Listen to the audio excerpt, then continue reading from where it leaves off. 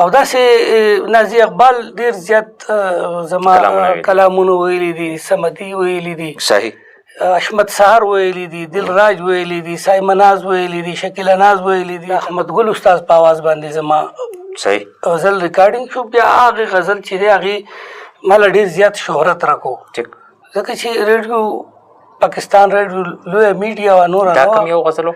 د نظر تنده مې اوږده شوه خو ته په وانه شو. زما والد صاحب چې و نو هغه شاعر و، بیا زما په ترونو کې مې یو شاعر و، بیا زمونږ د مشرانو وینا ده چې زما نیکه هم شاعر و.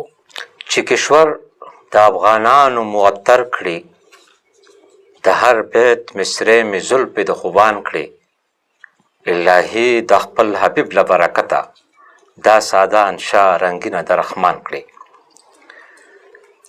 د مشال ټي وي په شیشه د خپرونې ژوند او هلې ځلې سره ساګر تنقیدي یو ځل بیا ستاسو په دروند خدمت کې حاضر، او نن زموږ سره د سوات د سیمې یو ډېر دروند شخصیت، یو ډېر ښه شاعر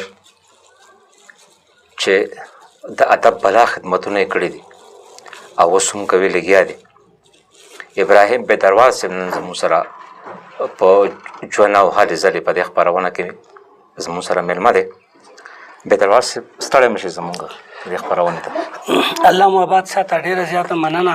د مشال ټي وي د تمامو همکارانو د زړه د تل نه شکریه ادا کوم او ستاسو کار او زیار ته په دواړه لاسې سلام کوم. ډېره مننه، ډېر تشکر بیدروال صاحب.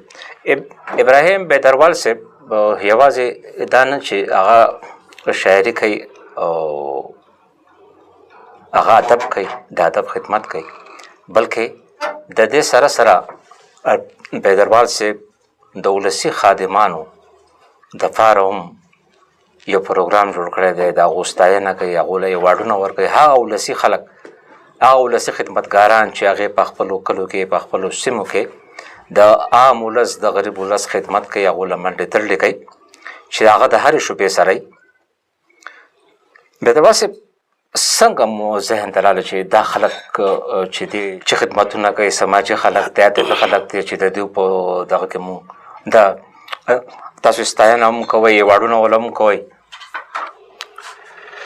دا خو د ټولو نه اولنۍ خبره دا وه چې کله د ولسي خادمانو دا دستوره موږ را جوړوله، د دې نه مخکې زموږ سره د دې سوات ادبي جرګې باني چې کوم دی دغه د صابر شاه شادمان صاحب، ډېر ماشوم هلک دی، ډېر تکړه هلک دی.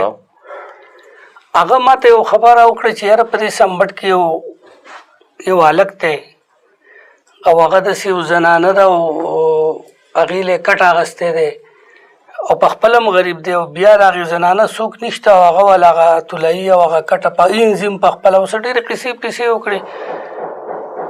نو وایي چې یاره خوښه دې نه دی چې دغه هلک له ایوارډ ورکړو. نو په دې باندې ما او هغه بحث شروع کړو. نو موږ په دې خبره متفق شو چې موږ به هغه له نه بلکې چې څومره خلک زموږ په نظر کې راځي چې سماجي خدمتونه او سماجي خدمت کوي، نو موږ به دا ایوارډونه چې دي هغې ته ورکوو.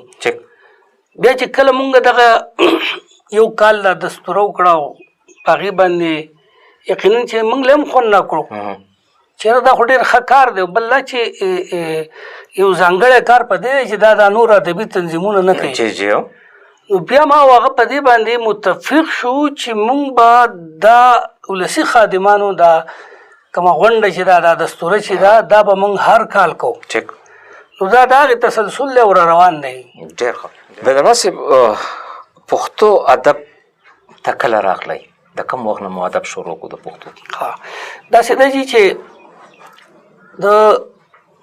زما والد صاحب، ما په خپل کتاب کې ذکر هم کړی دی، زما والد صاحب چې و نو هغه شاعر و، بیا زما په ترونو کې هم یو شاعر و، بیا زموږ د مشرانو وینا ده چې زما نیکه هم شاعر و او د خپل دور یا د خپل وخت یو ښه شاعران و.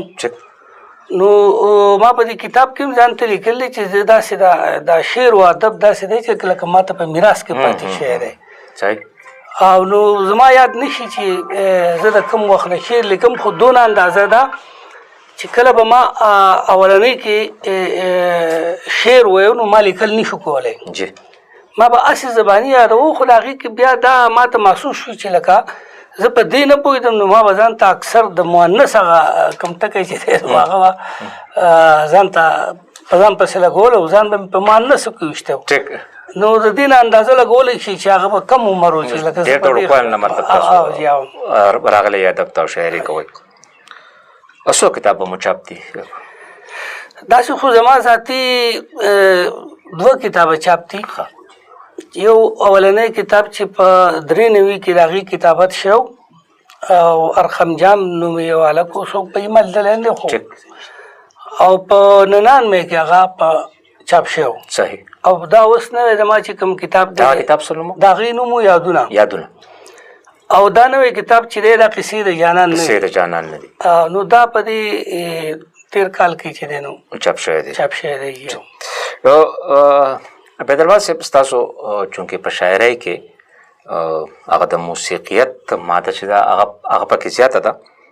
سندرغاړي ستاسو کلامونه خوښوم وایم، ډېرو سندرغاړو ستاسو کلامونه ویل دي، تر دې دمه څومره سندرغاړو ستاسو کلامونه به ویلي او کومو سندرغاړو ویلي چې یاد ده دي؟ داسې ده چې د ټولو نه اول په 88 کې په 88 کې دا چې کوم دی نو د سیدا ګل مینا په آواز باندې زما اولنی غزل چې و د ریډیو پاکستان نه ریکارډینګ شو. بیا په هغې پسې ورپسې چې دی نو په 90 کې 90 چې ورته وایي په دغې کې د احمد ګل استاد په آواز باندې زما غزل ریکارډینګ شو. بیا هغې غزل چې دی هغې ماله ډېر زیات شهرت راکو، ځکه چې ریډیو پاکستان ریډیو لویه میډیا وه، نوره دا کوم یو غزل و؟ د نظر تنده مې اوږده شوه خو ته په وانه شوه. او دا یو ډېر زیات وچلېد او خلکو خوښ کړو. د هغې نه وروسته بیا زما یو حمد و په بار بار کوم صفت د ذوالجلال چې واحد دی همیشه دی په یو حال. دا د مشتاق احمد په آواز باندې د پی ټي وي نه په هغه وخت کې نیمه ګنټه پښتو به چلېده او هغه به بندېدو بیا به سټارټ کېدو. نو هغه پی ټي وي چې دی نو هغه به زما د دې حمد نه شروع کېدو. او داسې نازي اقبال ډېر زیات زما کلامونه ویلي دي، صمدي ویلي دي، اشمت سهار ویلي دي، دل راج ویلي دي، سایمه ناز ویلي دي، شکیله ناز ویلي دي، ټکر ویلي دي. داسې که زه تاسو ته ووایم نو ډېرو خلکو ډېر سندرغاړو ویلي دي. نو بیدروال صاحب لکه ډېرې خبرې خو مو وکړې، امین اول به ستاسو د کلام هم پته مین پکار ده چې یو کلام راته ووایي. دا یو غزل دی چې د اشمت سهار په آواز باندې هغې ریکارډینګ کړی دی چې مې زړه د عشق په زور دی لګېدلی، په سینه کې مې یو اور دی، په سینه کې مې یو شور دی لګېدلی، او ما د رور او رور زما په لاس وجني. ما د رور او رور زما په لاس وجني، کور په کور د کرکې اور دی لګېدلی. او مونږ د امن طلبګار یو، د شر نه یو. مونږ د امن طلبګار یو، د شر نه یو، ترهګر را باندې تور دی لګېدلی. او بس دیدن د هغه ښکلي بې درواله، بس دیدن د هغه ښکلي بې درواله، په زخمي زړه دی ټکور دی لګېدلی. ډېر ښه بیدروال صاحب. نو ګرانو مینوالو، ابراهیم بیدروال صاحب چې د پښتو ادب دپاره د سماجیت دپاره ډېر لوی کار هم کوي او د هغې سره سره یو ځانګړې او د یو ځانګړې اسلوب شاعري، ډېره ښه شاعري هم کوي. نن زموږ سره په دغه خپرونه کې مېلمه و، مونږ یې ډېره مننه کوو چې هغې راغلو او مونږ له یې وخت راکړو. بیدروال صاحب ستاسو ډېره مننه کوو چې تاسو راغلی او مونږ له مو وخت راکړو. ستاسو ډېره زیاته مننه. ښه او آباد اوسئ.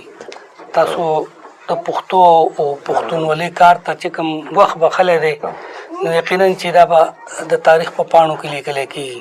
ډېره زیاته مننه.